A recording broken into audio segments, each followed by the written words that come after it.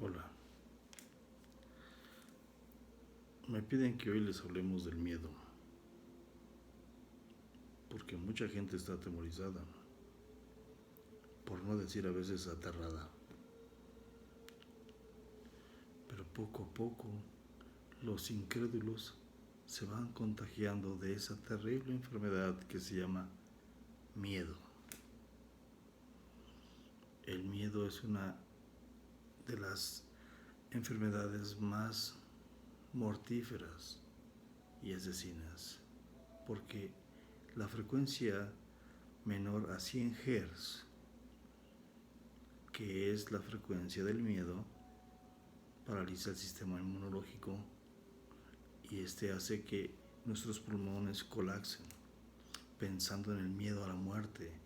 Y como mi psiquis va a traer aquello en lo que está enfocada su energía, mas no su razón, entonces una persona piensa, siente y cree que lo que le pasa al otro me va a pasar a mí. Y para la psiquis el otro no existe, el otro soy yo. Por lo tanto, cada vez que yo veo esto o aquello, mi mente no entiende y piensa que lo que le está pasando a ese me está pasando a mí.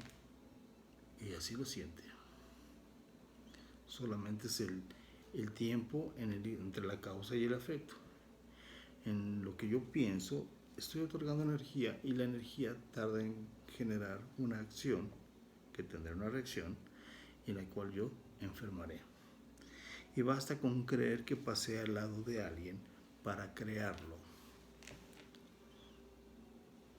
Nuestras máquinas corporales son perfectas. Y todo lo que venga a pasarnos debe de ser de una manera u de otra. Pero no podemos estar a merced de otras entidades, seres o personas que intentan detener el entendimiento de las masas. Por ejemplo, en la Biblia dice que en los últimos tiempos regresaría el Cristo, la segunda venida del Cristo. A Cristo en la Biblia se le conoce como Mesías. La palabra Mesías del hebreo al español se dice Mashá.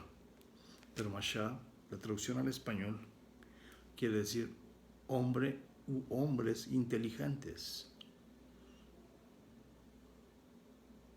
Hoy en día hay muchísimos hombres inteligentes. Se asombran porque el Cristo resucitó a 2, 3 personas en la Biblia. Veamos los hospitales. Hay médicos que resucitan 2, 3, 5, 10 personas por día. ¿Por qué?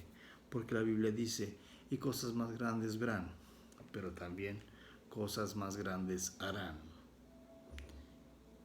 Y la venida de los últimos tiempos no se refiere a una persona, se refiere a una masa de personas. A una masa de personas que tengan la capacidad de dudar, de encrespar y de cambiar. También se dice que habrá en los últimos tiempos una gran revelación. Y esto que está pasando abarca todo el globo. Y la gente empieza a encerrarse primeramente en sus casas para posteriormente entrar dentro de sí mismas y encontrar a esa divinidad que está dentro de nosotros. ¿Sí? Adentro, no afuera. Afuera solo es el reflejo, pero adentro está el verdadero mundo. Los libros dogmáticos dicen que lo que tú puedas ver, tocar, sentir, olfatear, solo es el 1% de la realidad. El otro 99% está dentro de ti. Porque tú puedes crear lo que tú creas. No se trata de ver para creer, más bien se trata de creer para poder ver. Y todo empezará a cambiar. Si yo pongo en primer lugar mis anhelos sin afectar los beneficios y los derechos de otros, entonces empezaré a tener un resultado. Si yo lo hago de manera coherente y cooperativa con el universo. Pero hay élites que no nos dejan pensar y tratan de someternos. El por qué no lo sé, pero sé que es parte del crecimiento. Tratan de quebrarnos, porque yo, para poder ser víctima, o cuando me pongo la capa de víctima, necesito yo mi verdugo, mi victimario. Si yo me voy a poner la capa de un enfermo, necesito una enfermedad que venga a cobijarme. Y así es con todas las situaciones. Aquel que le tiene miedo a una guerra, en lugar de alejarla, la atrae. Aquel o aquella que tiene miedo al delincuente, al asaltante, al malviviente, entonces, lejos de eliminar esa situación, está vibrando, está pidiendo una situación, tal vez inconscientemente, porque el universo no habla idiomas, habla frecuencias. Y entonces el universo nos da lo que nosotros vibramos. Y lo que el universo da se llama resonancia, resuena con lo que yo estoy atrayendo.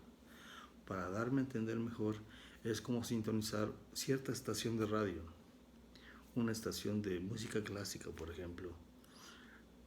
Pero hay otras estaciones de rock pesado, de música tradicional, música contemporánea, pero también hay música clásica, y yo pongo mi estación, mi radio en esa estación.